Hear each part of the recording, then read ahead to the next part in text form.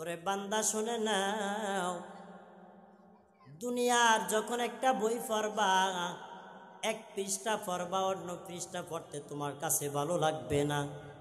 অথচ আল্লাহর কসম করে বলি, এই কিতাবের এক পৃষ্ঠা পড়বা, অন্য পৃষ্ঠা যতক্ষণ পর্যন্ত না পড়বা, তোমার অন্তর, তোমার শান্তি হবে না। এটা যতই পড়বা ততই মজা পাইবা, কারণ এটা তো মজার একটা কিতাব। এটা এমন একটা মজার কিতাব, অনেকেই আছেন এখানে কাবা গিয়েছেন, বাইতুল্লাহ গিয়ে নামাজ পড়েছে। কাবার সাবেক ইমাম এই মাসের 18 জানুয়ারিতে আমাদের জামিয়া হালিমিয়া মধুপুর মাদ্রাসায় আল্লামা আব্দুল হামিদ মধুপুরি দামাত বারাকাতুহুমুর নির্দেশে আসছিলেন। হুজুর নির্দেশ করেছিলেন, হুজুর দাওয়াত করেছিলেন। আমি যেদিনে হোক একদিন হলো আমি মধুপুর মাদ্রাসায় কাবার ইমামকে আমি এনে এখানে কিছু কথা বলাবো, ওয়াজ ও মাহফিলের দোয়ার আয়োজন করব। 18 জানুয়ারিতে আল্লাহর বান্দা শেখ ডক্টর হাসান বিন আব্দুল হামিদ আল বুখারী হাফিজাহুল্লাহকে বাংলার জমিনে আসছেন, সেখান থেকে রিসিভ করে মধুপুর নেওয়া হয়েছে। মাদ্রাসার কর্তৃপক্ষ আদেশ করেছেন, আপনারা আমাদেরকে দাওরা জামাতের ছাত্রদেরকে এমনকি মাদ্রাসার ইফতা বিভাগের ছাত্রদেরকে, দাওয়া বিভাগের ছাত্রদেরকে নির্দেশ দিয়েছেন, আপনারা মহল্লায় মহল্লায় মসজিদে মসজিদে যায় দাওয়াত দিবেন। আলহামদুলিল্লাহ, আলহামদুলিল্লাহিল্লাযী হাদানা লিল ইসলাম আল্লাযী নাযালাল কুরআন হুদাল লিন-নাস ওয়া বায়্যিনাতিম মিনাল হুদা ওয়াল ফুরকান। ونشهد أن لا إله إلا الله وحده لا شريك له لا ضد له ولا ند له ولا مثل له ونشهد أن سيدنا وسندنا وحبيبنا وحبيب ربنا وطبيب قلوبنا ومولانا محمدا عبده ورسوله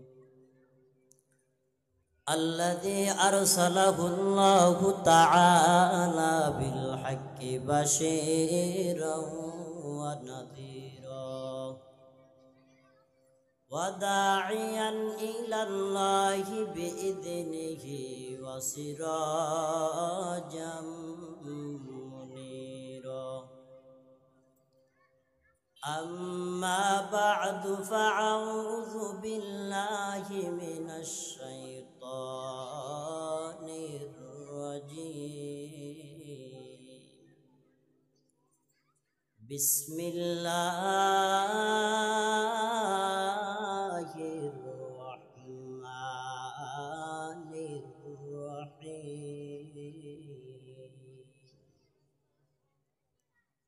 ألف لام ميم ذلك الكتاب لا ريب فيه هدى للمتقين.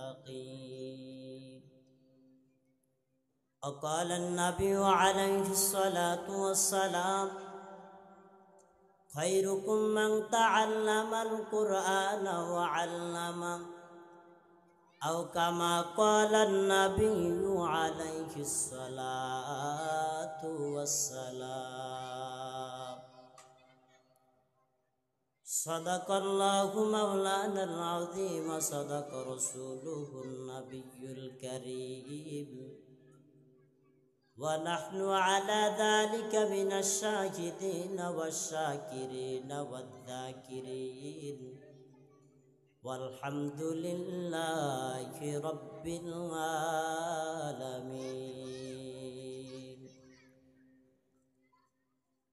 সকলে মহাব্বতে রসুলের শানে দুরূদ শরীফ পড়ি।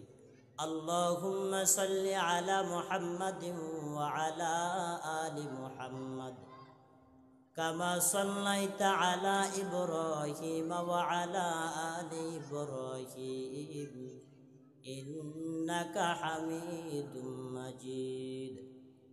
আল্লাহুম্মা বারিক আলা মুহাম্মাদিন ওয়া আলা আলি মুহাম্মাদ কামা বারাকতা আলা ইব্রাহিম ওয়া আলা আলি ইব্রাহিম ইন্নাকা হামিদুম মাজিদ।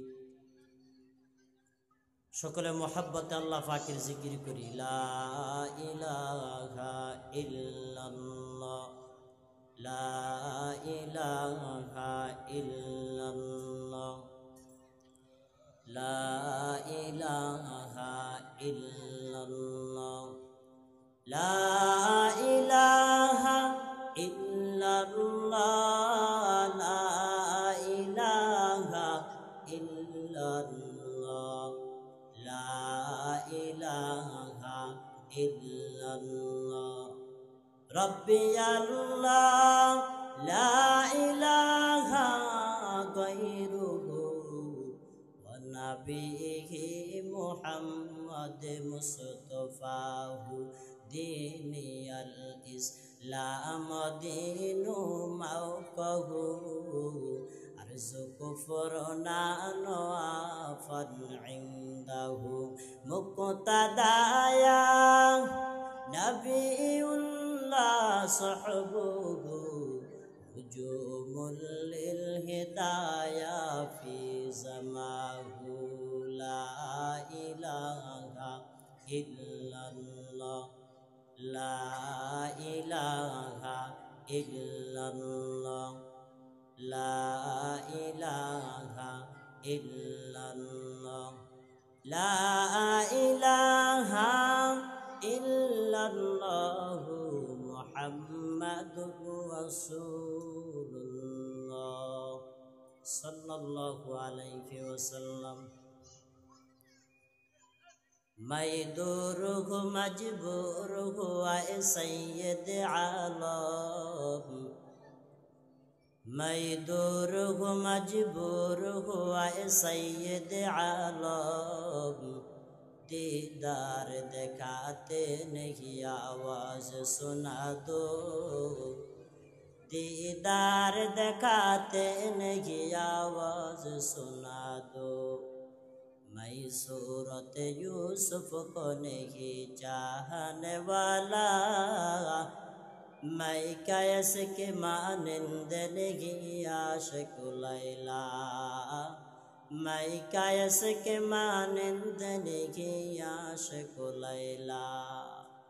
मैं आशिक मौला हूँ मेरा इश्क दवाना, मैं आशिक मौला हूँ मेरा इश्क दवाना। ये जुमला जहाँ जिसकी तजल्ली से उजाला, ये जुमला जहाँ जिसकी तजल्ली से उजाला।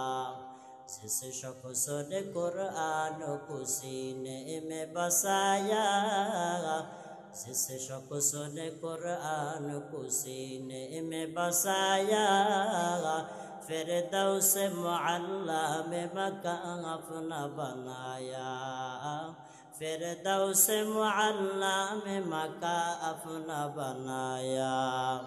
मोहम्मद की निशाना रखो भाई दिल में हमेशा, मोहम्मद की निशाना रखो भाई दिल में हमेशा, ताकि शब मुर्दे का मालूमात मुस्तफा, ताकि शब मुर्दे का मालूमात मुस्तफा। अल्हम्दुलिल्लाह, ফানির কল শামসুল উলুম নুরানিয়া হাফিজিয়া মাদ্রাসার উদ্যোগে আয়োজিত অধ্যকার ওয়াজ ও মাহফিল, উপস্থিত মোহতারাম সম্মানিত সভাপতি, প্রধান অতিথি, বিশেষ অতিথিবৃন্দ, মুআজ্জাজ ও মুকাররম জাতির মাথার মুকুট ওরাসাতুল আম্বিয়া হযরত উলামায়ে কেরাম, দূর দূরান্ত থেকে আগত আল্লাহ পাকের আশিকিন, জাকিরিন, শাকিরিন, মুহিব্বিন, মুরব্বিয়ান আওয়াম, আমার কলিজার টুকরা সমবয়সী যুবক বন্ধুগণ, স্নেহের ছোট ভাই, পর্দার আড়ালে অবস্থানরতা শ্রদ্ধেয় মা ও বোনেরা, সৃষ্টি স্রষ্টা দয়াময় রব্বুল আলামিনের দরবারে অসংখ্য অগণিত শুকর ও সুজুদ, যে দয়াময় রব্বুল আলামিন আপনাকে আমাকে মুসলমানের ঈমান ও আমলের এই ক্লান্তি লগ্নে 10 মায়ের 10 সন্তানকে যাচাই করে বাছাই করে কোরআনের বাগান তথা বেহেশতের বাগান উলামায়ে কেরামের মজলিসে বসার মতো তৌফিক দান করেছেন। এজন্য ওই রবের দরবারে একবার কালিমাতুশ শুকর জ্ঞাপন করি, আলহামদুলিল্লাহ। আজকে যে মাহফিল, আপনারা খুশি না বেজার? কিন্তু একদল মানুষ খুবই বেজার। তারা কোন দল? যারা সব সময় গান শোনে, ডেক্সেট পিডায়, তারা খুবই বেজার। কারণ আজকে ওয়াজের এই কোরআনের আলোচনা তাদের কানে যাইতেছে, তাদের ডেক্সেটের বাড়ির আওয়াজ তাদের কানে যাইতেছে না, এই জন্য তারা বেজার। ঠিক কিনা ভাইরা আমার? সময় অনেক সংক্ষিপ্ত। অনেক দূর থেকে ওই সেই ঢাকা আল্লাহ পাক অনেক কষ্টের মাধ্যমে আপনাদের এখানে পৌঁছেছেন। এজন্য আমি ওই রবের দরবারে অন্তরস্থল থেকে শুকর আদায় করি, আলহামদুলিল্লাহ। ভাই আসলে আপনাদের মাঝখানে আমার বলার কোনো ভাষা নাই, কি যে বয়ান করব। তবে হ্যাঁ, অনেক খুশি এই সুন্দর পরিবেশে আপনাদের মতো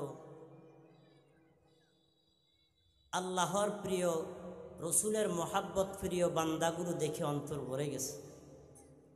অন্তর থেকে দোয়া, আল্লাহ পাক আপনাদের ঈমান ও আমলে বরকত দান করুক। আমি আপনাদের মাঝখানে কোরআনে কারিমের একটি সূরা তেলাওয়াত করেছি। সেই সূরাটির নাম হলো সূরাতুল বাকারা। সবারই প্রসিদ্ধ, সবাই জানে যে আলিফ লাম মিম। জানেন না আপনারা? তো যেহেতু আজকে কোরআনের মাহফিল, আমি 2-4টা কথা বলবো। তার আগে বলে নেই, এ সুন্দর আজকের এই পরিবেশ আয়োজনকে যারা কষ্ট করে, শ্রম দিয়ে, অর্থ দিয়ে, কথা দিয়ে, পরামর্শ দিয়ে আয়োজনকে এই সুন্দর পরিবেশে রূপান্তরিত করেছে, আল্লাহ তাআলা যেন এই সুন্দর পরিবেশকে তাদের জন্য দুনিয়াতে শান্তি, পরকালের মুক্তির ব্যবস্থা করে দেয়। তো যেহেতু কোরআনের বাগান, এই কোরআনের বাগানে এজন্য বসছেন যে এখানে কোরআনের আলোচনা হবে, তাই না? তো কোরআনের আলোচনা হবে যে আল্লাহ তাআলা এ কোরআন নাজিল করেছেন আমাদের নবী, হায়াতুন নবী, জিন্দা নবী মুহাম্মদুর রাসূলুল্লাহ সাল্লাল্লাহু আলাইহি ওয়াসাল্লামের উপর। আল্লাহ রসুলের উপর আল্লাহ তাআলা এই কালামে পাক নাজিল করেছেন। তো আল্লাহ তাআলা এমন একটা দামি কিতাব কেমন মানুষের প্রতি দান করেছেন? আমরা সাধারণত জানি যেই ব্যক্তি যেই জায়গার জন্য যোগ্য, সেই ব্যক্তি সেই জায়গায় বসতে হয়, ঠিক না? আল্লাহ তাআলা আদম নবী হতে ঈসা আলাইহিস সালাম এমনকি শেষ নবী পর্যন্ত যত নবী রসুল পাঠিয়েছেন সবাইকে একটাই আদেশ করেছেন, দ্বীনের দাওয়াত দেওয়ার জন্য। কথা বলবেন না, শোনেন, খেয়াল করেন। কি দেওয়ার জন্য ভাই? দ্বীনের দাওয়াত। দ্বীনের দাওয়াত দিবে কেন? নবীদেরকে যে আহকামাত দিয়েছেন, এই আহকামাতের দাওয়াত দিবেন কেন? পর একটা কারণ হলো আল্লাহ বলা মানুষদেরকে আল্লাহ ওয়ালা আল্লাহর পথ কিভাবে পায় ওই পথ দেখানোর জন্য। উম্মতদেরকে জাহান্নাম থেকে বাঁচাইবার জন্য, জান্নাতের পথ দেখানোর জন্যই আল্লাহ তাআলা নবী রাসূল প্রেরণ করছে। তো কিতাব দিলেই তো হতো, কেন নবী রাসূল প্রয়োজন ছিল? যেমন কোনো ব্যক্তি নিঃস্বেচ্ছায় লেখাপড়া না করে কি কোনো বই পড়তে পারবে? না। যদি আল্লাহ এই বান্দাদের প্রতি কোরআন দিতেন, আর যদি কোরআনের শিক্ষককে না দিতেন, তাহলে কি পড়তে পারতেন? কোনোদিন সম্ভব হতো নাকি? তো আল্লাহ তাআলা এমন একটা দামি কিতাব নাজিল করেছেন, এই কিতাবের শুরুতে এমন কিছু অক্ষর দিয়েছেন, অক্ষরগুলো অর্থ নাই, অর্থবিহীন অক্ষরগুলো এত দামি কিতাবে কেন দিয়েছেন আল্লাহ তাআলা?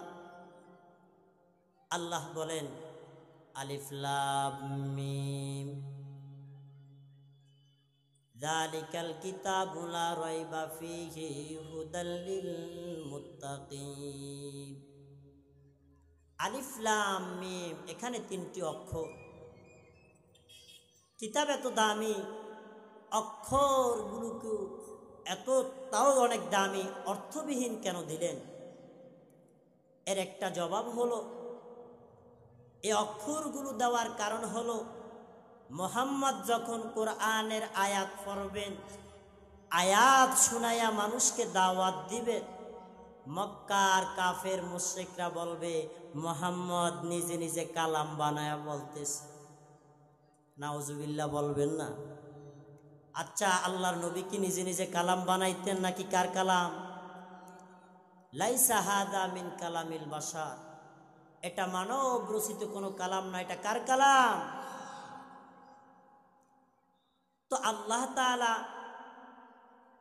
এই কালামের শুরুতে অক্ষরগুলো দেওয়ার কারণ হলো, আরেকটা জবাব হলো, অনেকে বলবো অর্থ না জেনে পড়লে লাভ নেই। তাদের জবাব হলো, যেহেতু তুমি আলিফ লাম মিমের অর্থ না জানলে পড়বা না, তাহলে তুমি কেন পড়ো? এর জবাব হলো, যারা মানবে তারা মুমিন। আলিফ লাম মিমের অর্থ নাই বলে যারা পড়বে না, যারা পড়বে তারা মুমিন, যারা পড়বে না তারা বেঈমান। কারণ এগুলো দেওয়ার মাধ্যমে আল্লাহ তাআলা দামি কিতাবটাকে মোহর মেরে দিয়েছে। কি দিয়েছেন ভাই? মোহর মেরে দিয়েছে। যা হোক, এখানে এতটুকু সমাপ্ত। যালিকাল কিতাবু লা রাইবা ফীহি হুদাল লিল মুত্তাকিন। যালিকা মানে দূরে বুঝায়, ওই অতটুকু দূরে বুঝাইতেছে। তো যালিকাল কিতাব, এই কিতাব না ওই কিতাব, অনেক দূরে, কিন্তু কিতাব তো দেখি আমাদের কাছে। মুফাসসিরিনে কেরাম লেখেন, যালিকা মানে আয় হাদাল কিতাব, এই কিতাব আমাদের কাছে। এই কিতাব এমন একটি সুন্দর কিতাব, যে কিতাব আল্লাহ তাআলা লাউহে মাহফুজে সংরক্ষণ করে রেখে দিয়েছেন। আল্লাহ তাআলা কেন সংরক্ষণ করে রেখে দিয়েছে? আল্লাহ তাআলা দুনিয়ার মানুষের কাছে বর্তমানে যেমন কোরআন রয়েছে, দোকানে, ঘরে, মসজিদে, মাদ্রাসায়, আল্লাহ তাআলার কাছেও তদরূপ ভাবে আলহামদু সূরার পরে সূরাতুল বাকারা, আর শেষ পৃষ্ঠায় সূরা নাস, এরকম ভাবে আল্লাহ তাআলাও তার লাউহে মাহফুজে কোরআনকে সাজিয়ে রেখে দিয়েছে। এটা এমন একটা দামি কিতাব, মুসলমান ভাইরা আমার, এটা এমন একটা দামি কিতাব যে কিতাবের কোনো তুলনা হয় না। দুনিয়ার মানুষ তার মূল্য দিতে পারবে না, দুনিয়ার মানুষ তার কোনোদিন মূল্য দেওয়ার যোগ্য নয়। অমূল্য কিতাব, যালিকাল কিতাব মানে আয় হাদাল কিতাব। ওরে নবীর উম্মতের দল, আল্লাহ তাআলা এই কিতাব আল্লাহ রসুলের প্রতি নাজিল করে দিয়েছে। এই কিতাবের তেলাওয়াত এত সুন্দর, আল্লাহর রসুলের প্রতি আল্লাহ তাআলা কিতাব নাজিল করেছেন। আল্লাহ রসুলের প্রতি কিতাব নাজিল করার পর আল্লাহ রসুল এই কিতাব দিনে যতটুকু আয়াত নাজিল হইত, রাতে তিনি আয়াতগুলো তেলাওয়াত করতেন, পড়তেন।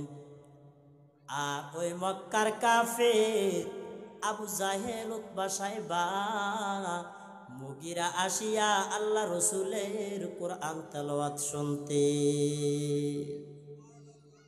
এটা এমন একটা দামি কিতাব, আল্লাহ তাআলা এমন একটা দামি কিতাব আল্লাহ তাআলা দুনিয়ার জমিনে পাঠিয়েছেন রসুলের প্রতি।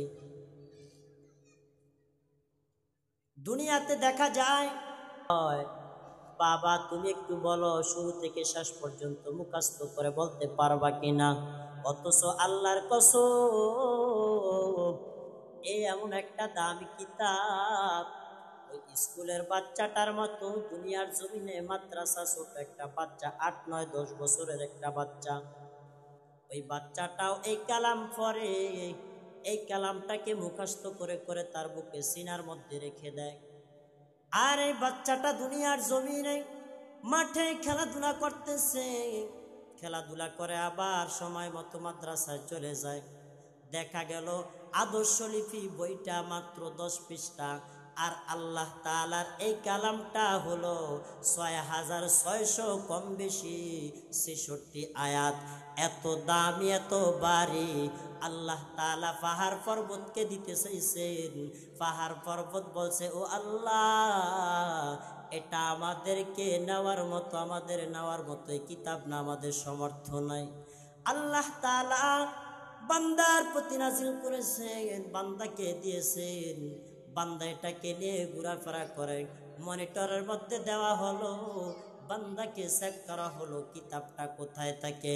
আল্লাহর কসম বান্দা কম্পিউটারের মাধ্যমে চেক করে দেখলো এই কিতাব তার অন্তরে, তার বডির ভিতরে কোথায়ও নাই। এই কিতাব আমার মাওলা বান্দার সিনাতে রেখে দিয়েছে।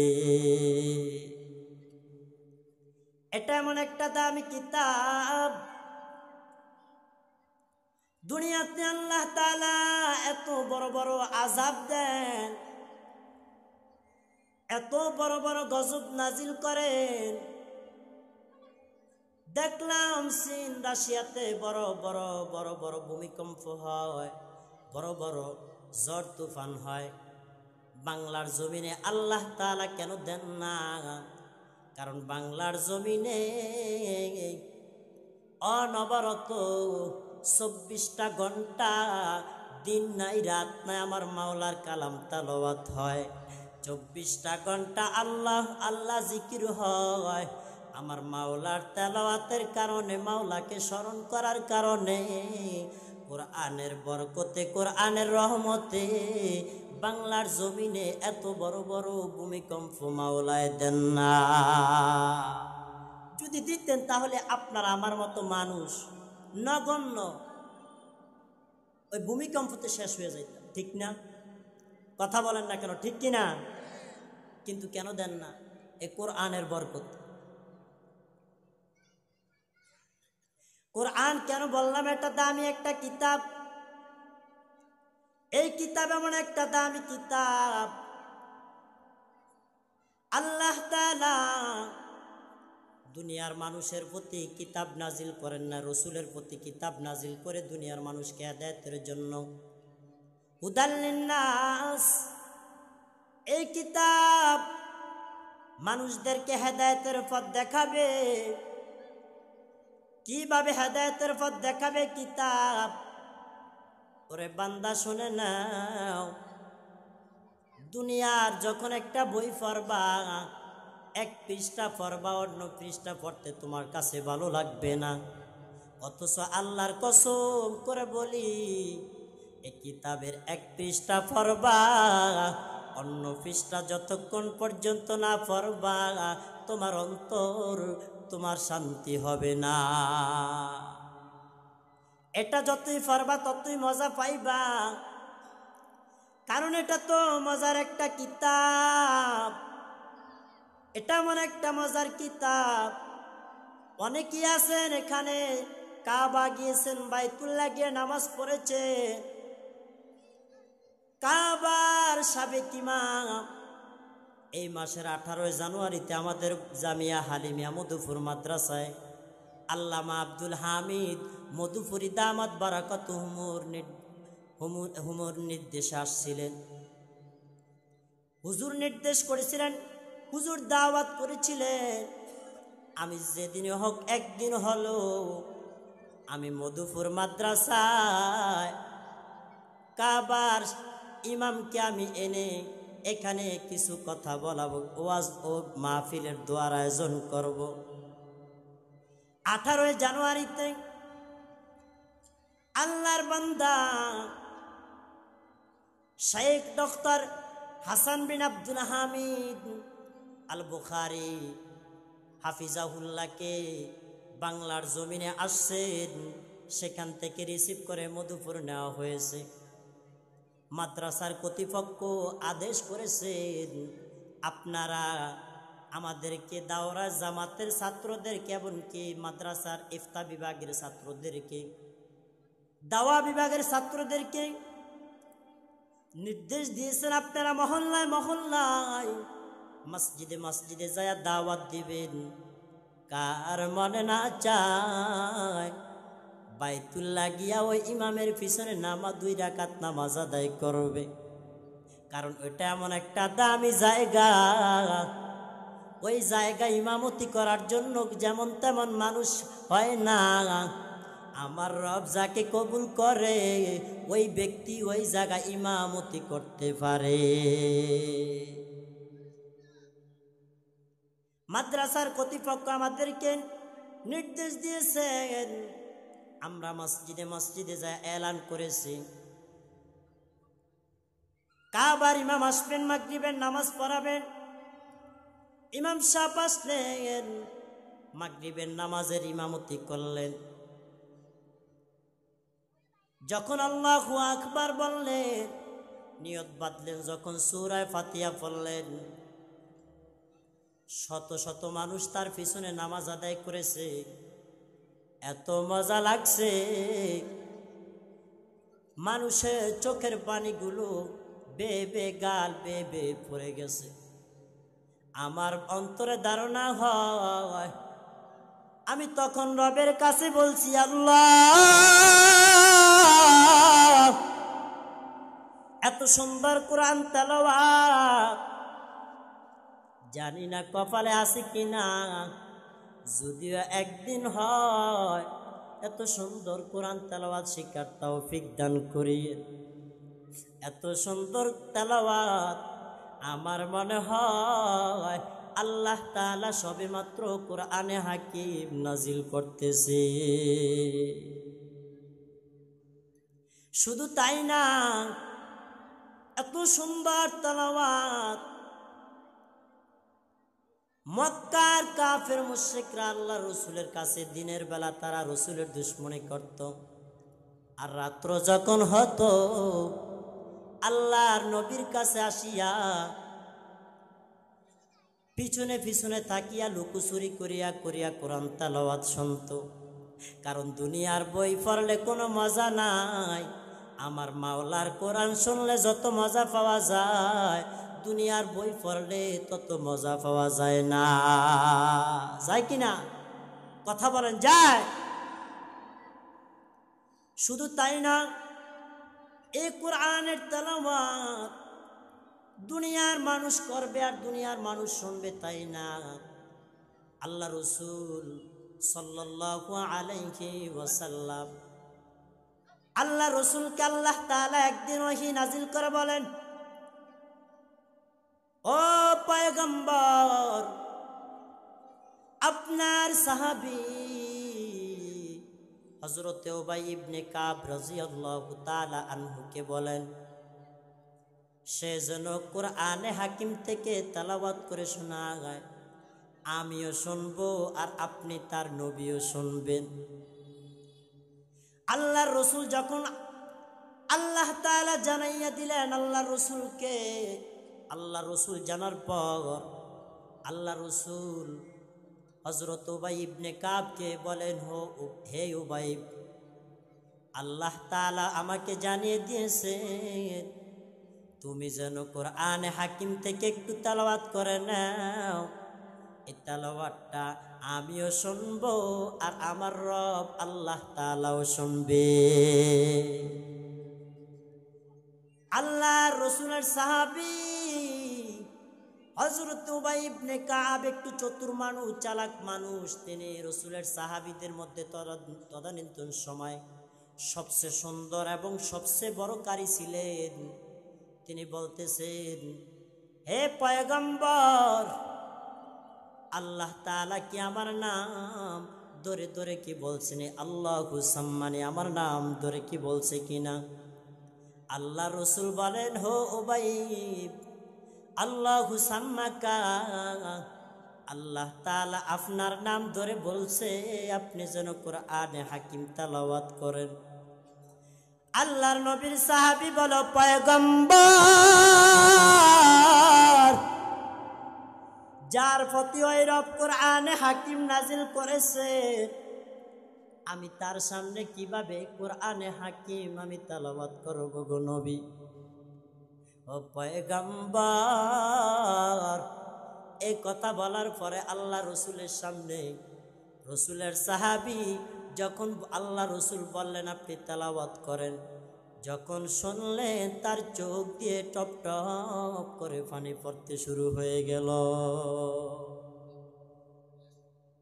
এটা এমন একটা দামি কিতাব, যে কিতাবের কোনো তুলনা হয় না।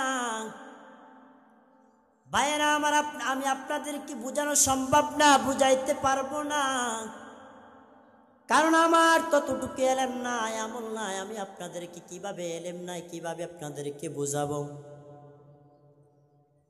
এখানে অনেকে আছেন, অনেকের সৌভাগ্য হয় না কোরআনে হাকিম পড়ার, আছেন না? আছেন কিনা? এরে বান্দা, তুমি কোরআন পড়তে জানো না, আল্লাহ তাআলা তোমাকে এখনো যেহেতু জীবিত রাখছেন, ওই কোরআনের সাথে একটু মোহাব্বত করে নাও, ওই কোরআনের সাথে একটু ভালোবাসা তুমি করে নাও, কোরআনটাকে একটু মেলো। বলেন, হুজুর আমি তো কোরআন পড়তে জানি না, আমার তো সেই যোগ্যতা নাই, আমি কিভাবে আল্লাহ তাআলার কালামে পাক পড়ব গো হুজুর? আমি আজকের এই মাহফিল থেকে একটা সবক দেয়া যায়, আমি ছোট্ট মানুষ, আপনাদেরকে বড় মানুষ হিসাবে একটু সবক দেয়া যায় যদি না পারেন। আল্লাহ রাসূল বলেন, দুনিয়ার মানুষ কোরআন পড়তে জানে না। ক্বালান নবী সাল্লাল্লাহু আলাইহি ওয়াসাল্লাম, মান করা হারফাম মিন কিতাবিল্লাহি ফালাহু হাসানাতুন ওয়াল হাসানাতু বিআশরি আমসালিহা। আল্লাহ রাসূল বলেন, যে ব্যক্তি এই কালামে পাকের থেকে একটা অক্ষর পড়বে, একটা অক্ষর পড়বে, আল্লাহ তাআলা তার আমলনামায় 10টা নেকি লিখে দিবে। শুধু তাই নয়, নবী বলেন, লা আকুলু আলিফ লাম মিম হরফুন, আমি বলি নাই আলিফ লাম মিম একটা হরফ, বাল আলিফুন হরফুন, লামুন হরফুন, মিমুন হরফুন। আলিফ একটা হরফ, লাম একটা হরফ, মিম একটা হরফ। অতএব কোন বান্দা যদি এই কালামে থেকে 3টা অক্ষর আলিফ লাম মিম পড়বে, আল্লাহ তাআলা তার আমল নামায় 30টা নেকি লিখে দিবে। এটা এমন একটা দামি কালাম। আমি একটি বুজুর্গদের ঘটনা বলি, আপনারা এখানেই বলে শেষ করে দিব। আল্লাহওয়ালাদের বুজুর্গদের ঘটনা পড়ে দেখছি। আল্লাহর এক বান্দা বুজুর্গ আলেম এশারের নামাজ পড়ে, এশারের নামাজ শেষ করে তিনি তার নিজ রুমে তিনি ঘুমাইতে গেলেন। যখন তিনি ঘুমিয়ে গেলেন, রাত্র যখন গভীর হলো, গভীর রাত, গভীর রজনীতে যখন তিনি তন্দ্রাচ্ছন্ন হয়ে গেলেন, এমন সময় সাদা দবদবে কাপড় পরিত একজন সুদর্শন যুবক তার শিওরে আসে বসলো আর ডাক দেওয়া, ওজিকার, ও আল্লাহর বান্দা, তুমি এত বেখবর কেন? তুমি এত বেখবর কেন? এখনো কেন ঘুমিয়ে আছো? এইভাবে 3বার ডাক দেওয়ার পর আল্লাহর বান্দা ঘুম থেকে এবার জাগ্রত হয়ে গেল। ঘুম থেকে জাগ্রত হওয়ার পর ওই দবদবে সাদা কাপড় পরিহিত সুন্দর সুদর্শন যুবককে আর দেখে না। তিনি এবার তার রুমে চারদিকে তিনি তাকাইতেছেন, দেখতেছেন আশ্চর্যজনক রহস্যময় জিনিস। আমার মাওলা পাকের কুদরতের নিদর্শনগুলো তার সামনে, চোখের সামনে ভাসতেছে। সুবহানাল্লাহ। আল্লাহর বান্দা এই কুদরত দেখার পর এবার তিনি তার রুম থেকে তিনি বের হলেন। মনে মনে ভাবতেছে, আমার রুমের ভিতরে এত কারিশমা, না জানি রুমের বাহিরে দুনিয়ার জমিনের ভিতরে কত কি পরিমাণ কারিশমা, কি পরিমাণ মাওলার কুদরত। আল্লাহর বান্দা বুজুর্গ আলেম দরওয়াজা খুলিয়া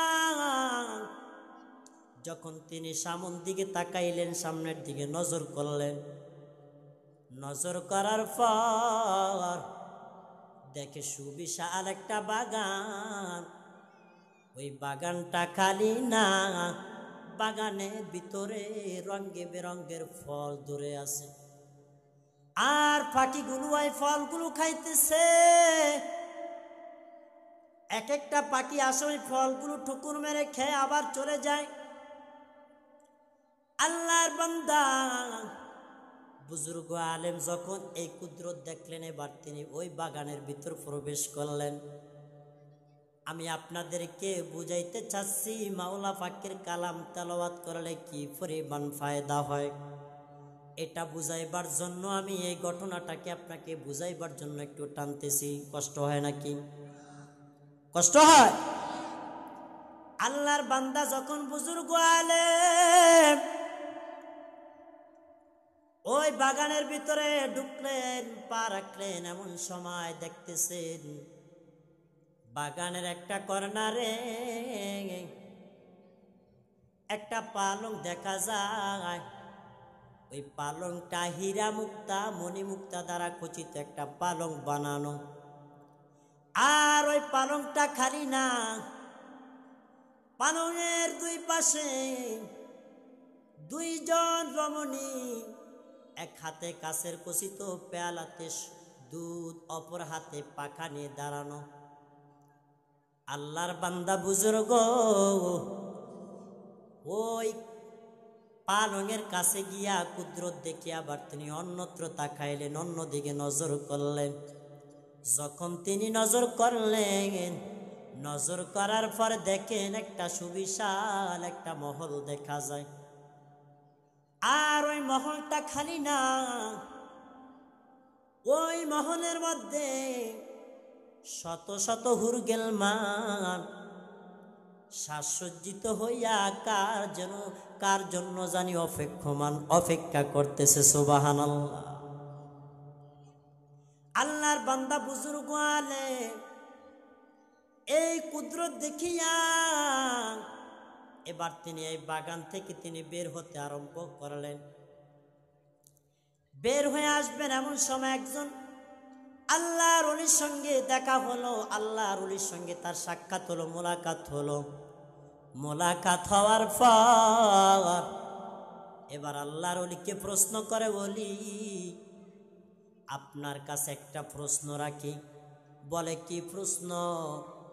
বলে সুন্দর পরিবেশ, এই সুন্দর বাগান, এই সুন্দর পালক আর এই সুন্দর মহল কার জন্য তৈরি, কে কার জন্য বা তৈরি করে রেখেছে? আল্লাহর ওলি বলে, ও আলেম তোমার কি জানা নাই? বলে না, আমার তো জানা নাই। বলে এটা ওই রব, যে রব তোমাকে বানিয়েছে, আমাকে বানিয়েছে, ও রব্বে কারিম তোমার আমার জন্য, তোমার আমার জন্য এগুলো তৈরি করে রেখে দিয়েছেন। আল্লাহর বান্দা বুজুর্গ আলেম এবার ডাক দিয়া বলে, ওলি একটু জানিয়ে দেন এটা কার জন্য তৈরি করে রেখে দিয়েছেন আল্লাহ তাআলা? আল্লাহর ওলি ডাক দিয়া বলে, ও আলেম আল্লাহ তাআলার একজন বান্দার খাঁটি গোলাম দুনিয়ার জমিন থেকে পরকালে পাড়ি জমাইছে, দুনিয়ার যৌবন শেষ করে দিয়েছে, দুনিয়ার জীবনটা শেষ করে দিয়ে এবার তিনি পরকালে চলে যাইতেছেন, পরকালে গেছেন। ওই রব্বে কারিম ওই বান্দার জন্য এগুলো তৈরি করে রেখে দিয়েছে। আল্লাহর বান্দা বুজুর্গ এবার ডাক দিয়া বলে, ওলি আপনি একটু জানায়া দেন ওই বান্দা ওই খাঁটি গোলাম এমন কি আমল করেছে, দুনিয়াতে এমন কি আমল করেছে যার কারণে এত সুন্দর এই বাগান ফালং এই মহল তার জন্য প্রস্তুত হয়ে আছে। আল্লাহর ওলি ডাক দিয়া কয়, ও বুজুর্গ এটা এই জন্য তৈরি করে রাখিছে, দুনিয়াতে এই বান্দা এমন কোনো আমল করে নাই, তবে 5 ওয়াক্ত নামাজ পড়েছে, রমজান মাস আসলে তিনি রোজা রেখেছে, ততরকম তিনি দান সদকা করে নাই, নফল ইবাদত করে নাই। তবে আল্লাহ রসুলের একটা হাদিস শোনার পর উলামায়ে কেরাম থেকে একটা হাদিস তিনি শুনছেন। ক্বালান নবী সাল্লাল্লাহু আলাইহি ওয়াসাল্লাম আফজালুল ইবাদাতি তিলাওয়াতুল কুরআন। এই হাদিস শুনিয়া হাদিসের প্রতি আমল করিয়া বাকি জীবনটা কাটাইছেন, জীবনে কোনোদিন কোরআন তেলাওয়াত তিনি মিস দেন নাই। এই জন্য ওই রব্বে কারিম কোরআন তেলাওয়াতের বরকতে এই সুন্দর বাগান তার কবর বানাইছেন, এই সুন্দর পালং তার জন্য বিছানা বানাইছেন, আর এই সুন্দর মহল তার জন্য বেহেশত স্বরূপ বানিয়ে রেখে দিয়েছে। ভাইরা আমার, আপনি আর আমি কি আমল করেছি? দুনিয়াতে এমন কোন আমল করি নাই। আপনার আমার আমলের দিকে যখন তাকাই কোনো আমল নাই, আপনার আমার কোনো আমল নাই। রবের দরবারে আপনার আমি কি আমল নিয়ে দাঁড় হব? আল্লাহ তাআলা যদি আপনার আমার আমলের হিসাব নেয়, কি আমল নিয়ে আপনি আল্লাহ তাআলার কাছে আপনার আমি দাঁড়াবো? ওরে নবীর উম্মতের দল, আজকে দুনিয়াতে কতদিন আর বাঁচবা? একটু তাকাও, এমন একটা দিন বাদ নাই, মরণের খবর নাই। সেদিন মাওয়া রোডে দেখলাম একটা মোটর সাইকেল তার ব্রেক ফেল করে আসছে, ব্রেক ধরার সুযোগ হয় না, এমন জোরে আসছে মিনিটের আগামাতায় ওই সন্তানগুলো সব বাপ মা একসাথে ফিনিশ হয়ে গেছে। আপনার আমার কোন দিন জানি মরণের পরোয়ানা জারি হয়। একটু চিন্তা করে দেখেন, আজকে যদি আপনার আমার মরণ হয়, ওই রবের দরবারে আপনার আমি কি আমল নিয়ে একটু দাঁড়াবো রে ভাই? কি আমল নিয়ে রবের দরবারে দাঁড়াবো? কি জবাব দিব? আল্লাহ, এ আমল নিয়ে আসছি গো আল্লাহ। দুনিয়াতে কোনো আমল করে আসতে পারি নাই। আজকে যে আপনার আমার গায়ে শক্তি আছে, এই জন্য আপনি আর আমি শক্তির বাহাদুরি করতেছি। অন্যের প্রতি জুলুম করি, অন্যের প্রতি স্টিমরোলার চালে, এটা করবেন না। দুনিয়ার শক্তি আজ আছে, কাল থাকবে না। ওরে বান্দা, দুনিয়াটা একটা ক্ষণস্থায়ী জিন্দিগি। আল্লাহ বলেন, বাল তুথিরুনাল হায়াতাদ দুনিয়া ওয়াল আখিরাতু খায়রু ওয়া আবকা।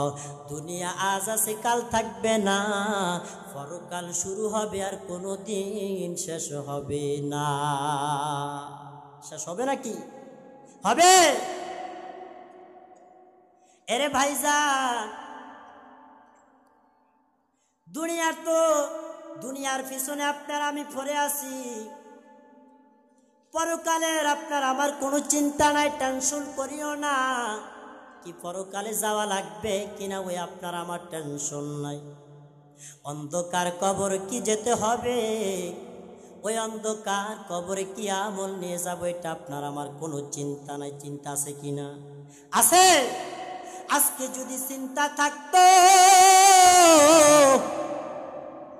তাহলে তো কোরআনের মাহফিল তো নয়। যেখানেই আল্লাহ ওয়ালাদের কথা হইতো, সেখানে দূরে পাগল পাড়ার মতো যাইতা।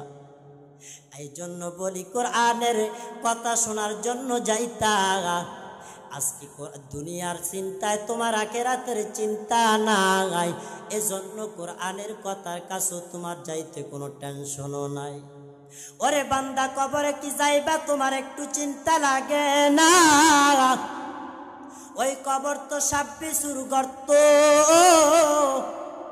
যদি তুমি নেক আমল নিয়ে কবরে যাও, কবর তোমার সঙ্গে ভালো ব্যবহার করবে। আর যদি তুমি বদ আমল নিয়ে যাও, ওই কবরের মাটি দুই পাশ থেকে কেমন জোরে চাপ মারবে, এক পাজরের হাড়গুলো অন্য পাজরে চলে যাবে। ওরে বান্দা, একটু চিন্তা করে দেখো, ও পর্দার আড়ালের মা, কয়দিন আর বাঁচবেন আর দুনিয়ার জমিনে থাকবেন, এমন একটা দিন বাদে নাই মুয়াজ্জিন ফজরের আজানের পরে ইন্না লিল্লাহির আওয়াজ দেয় না। আজকে অমুকে নাই, কালকে অমুকে নাই। আজকে আব্দুল করিম নাই, কালকে আব্দুর রহিম দুনিয়ার জমিনে নাই। ওরে মা, তুমি খেলার ময়দানে, খেলার মাঠে কত বান্ধবীদের সঙ্গে খেলাধুলা করছো, আজ অনেকে নাই। একটু তাকায় দেখো, একদিন তুমি এই বাড়িতে নববধূ হয়ে আসছো, নতুন পালকিতে চড়িয়া এই বাড়িতে আসছো। তোমার শ্বশুর শাশুড়ি তোমাকে কত আদর যত্ন করেছে। না জানি কোন দিন মসজিদের 4 পাওয়ালা খাটিয়াটা তোমার দরওয়াজায় চলে যায় আর ডাক দিয়া কয়, ও রহিমা, আর এই ঘরে থাকার সুযোগ নাই, চলো তোমার শেষ পালকি আমি চলে আসছি। 5 কান পাতলা কাপড়ের প্যাকেট বানায়া ওই বাঁশবাগান, যেখানে মানুষ দিনের বেলাও যাইতে বড় ভয় পায়, আমারও তো ভয় হয়। ওই করোনার সময় দেখছি, করোনার কারণে ডেঙ্গু হয়েছে, মা মারা গেছে। দুনিয়াতে সন্তান, আত্মীয় স্বজন তোমার কেউ আপন না রে বাবা। দুনিয়াতে আপন হলো আল্লাহ। আর যতটুকু নেক আমল করবা, এগুলি হলো তোমার আপন আত্মীয় স্বজন। সন্তানগুলো মায়ের লাশ পালাইয়া চলে যায়, মাদ্রাসার ছাত্ররা কুফিন খুলিয়া খুলিয়া যায় নামাজ জানাজা পড়াইয়া পড়াইয়া তাদেরকে দাফন করে। ওরে নবীর উম্মতের দল, কয়দিন আর বাঁচবা? ওই অন্ধকার কবরে তোমরা যেতে হবে। আল্লাহর নবীর একজন সাহাবী যারা জান্নাতের টিকিট পেয়েছে, 10 জন সাহাবীদের মধ্যে আবু বকর, ওমর, উসমান, আলী 4 জন প্রসিদ্ধ। 10 জনের মধ্যে 3 নাম্বার উসমান রাদিয়াল্লাহু তাআলা আনহু। আল্লাহর নবীর সাহাবী জান্নাতের টিকিট পেয়েছে। জান্নাতের টিকিট পাওয়ার পর তিনি কবর দেখা মাত্রই তিনি কান্নায় ভেঙ্গে পড়তেন। এমন ভাবে তিনি কান্না করতেন, ভাই বুঝানো সম্ভব না। যে ছোট বাচ্চাগুলোর মতো কাঁদতে কাঁদতে তার দাড়িগুলো ভিজে যেত। জিজ্ঞাসা করা হলো, উসমান, আপনি জান্নাত জাহান্নামের আলোচনা করলো তো আপনি এত কান্না করেন না, অথচ কবর দেখলে তো এত বেশি কেন কান্না করেন? উসমান বলে, ওরে ভাই শোনে নাও, আল্লাহর নবী বলেছেন আখিরাতের মঞ্জিল সমূহের মধ্যে সর্বপ্রথম মঞ্জিল হইল কবর। যে ব্যক্তি এই কবরে প্রথম গাটিতে মাপ পাইবে, এই গাটিতে যার মাপ হয়ে যাবে, তার পরবর্তী গাটিগুলো তার জন্য মাপ হওয়া সহজ হয়ে যাবে। আর যে ব্যক্তি এই গাটিতে মাপ পাবে না, পরবর্তী গাটিগুলো তার জন্য মাপ পাওয়া আরো কঠিন হয়ে যাবে। উসমান আরো বলেন, আল্লাহ রসুল বলেন, আমি কবরের চাইতে ভয়ঙ্কর দৃশ্য আর কিছু দেখি না। আপনি আর আমি কি আমল নিয়ে কবরে যাইব? একটু চিন্তা করে দেখেন। এখানে অনেকে আছেন, অনেকের মা নাই, অনেকের বাবাও নাই, ওই অন্ধকার কবরে রেখে আসেন। আজকে 8 বছর, 10 বছর, 12 বছর, 1 যুগ, 2 যুগ পের হয়ে গেছে, পার হয়ে গেছে। ওই মা বাবার কথা আপনার একটু স্মরণ হয় না, মনে পড়ে না? ওরে সন্তান, এতই কি ভুলে গেছো যে মা বাবা এত কষ্ট করে করে তোমার জন্য সুখের সংসার, সুখের বাড়ি, সুখের ঘর তৈরি করে রেখে দিয়েছে। আজকে বুক বিলাসে কাটাইতেছ, ওই মা বাবার কথা কি একটু মনে পড়ে না রে সন্তান? আজকে এখান থেকে ময়দান থেকে যখন যাইবা, যাদের মা বাবা বেঁচে আছে মা বাবার কাছে একটু দোয়া নিবা। আর যাদের মা বাবা বেঁচে নাই, কবরের কিনারায় যায় সূরা ফাতিহা পড়বা, সূরা ইখলাস পড়বা, সূরা তাকাসুর পড়বা, পড়িয়া আল্লাহর কাছে দোয়া করবা, আল্লাহুম্মা রাব্বির হামহুমা কামা রাব্বায়ানি সগীরা, আল্লাহুম্মা রাব্বির হামহুমা কামা রাব্বায়ানি সগীরা।